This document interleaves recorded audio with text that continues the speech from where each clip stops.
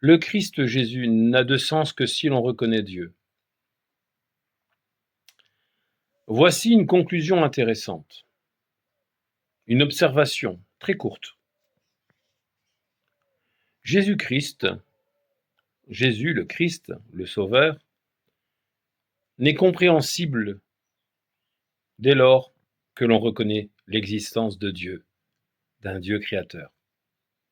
Plusieurs parlent de Jésus, mais ignorent Dieu. Jésus n'a de sens que si l'on reconnaît Dieu. Plusieurs prêchent Jésus, Jésus, Jésus par-ci, Jésus par-là. On marche pour Jésus, on fait une marche pour ce. On peut idolâtrer le Sauveur.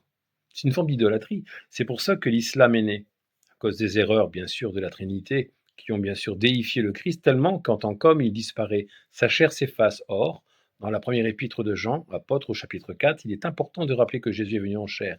Car tout esprit qui ne confesse pas Jésus-Christ venu en chair n'est pas de Dieu, c'est celui de l'Antéchrist. Pourquoi la chair a-t-elle de l'importance?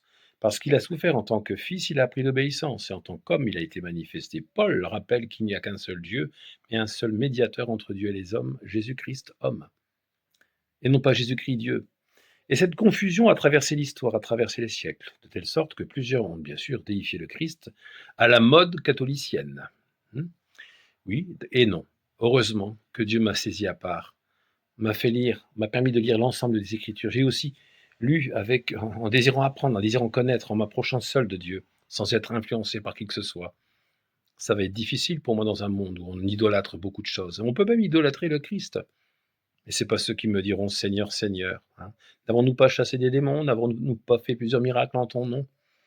Voilà. N'avons-nous pas fait plusieurs choses en ton nom? Et le Seigneur Jésus dira, mais je ne vous connais pas. Éloignez-vous de moi, vous qui faites métier d'iniquité.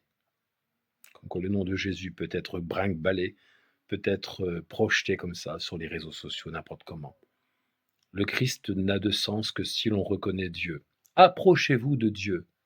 Les païens doivent se tourner vers Dieu. Juifs, eux, ont besoin que le voile soit déchiré pour réaliser le Christ. Pour les païens, ils doivent passer des idoles à Dieu. D'ailleurs, c'est ce qu'enseigne Paul dans l'écrit des Actes des Apôtres, au chapitre 17, le Dieu inconnu. C'est celui que je vous annonce. L'apôtre Paul a annoncé à Athènes le Dieu inconnu. Il ne parlait pas de Jésus tout de suite. Il a parlé de celui qui a fait l'univers, qui a créé toutes choses.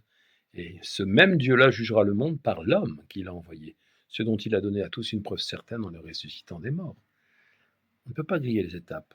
Et on ne peut pas se permettre de projeter le nom de Jésus à tout bout de champ, comme ça, sans réfléchir. C'est écrit dans l'Évangile selon Jean. La vie éternelle, c'est qu'ils te connaissent, toi, d'abord, le seul vrai Dieu, et celui que tu as envoyé, Jésus-Christ. C'est tout simple. Il faut simplement suivre le mouvement, sans simplement s'appuyer sur une tradition, même qui aurait plusieurs siècles d'existence.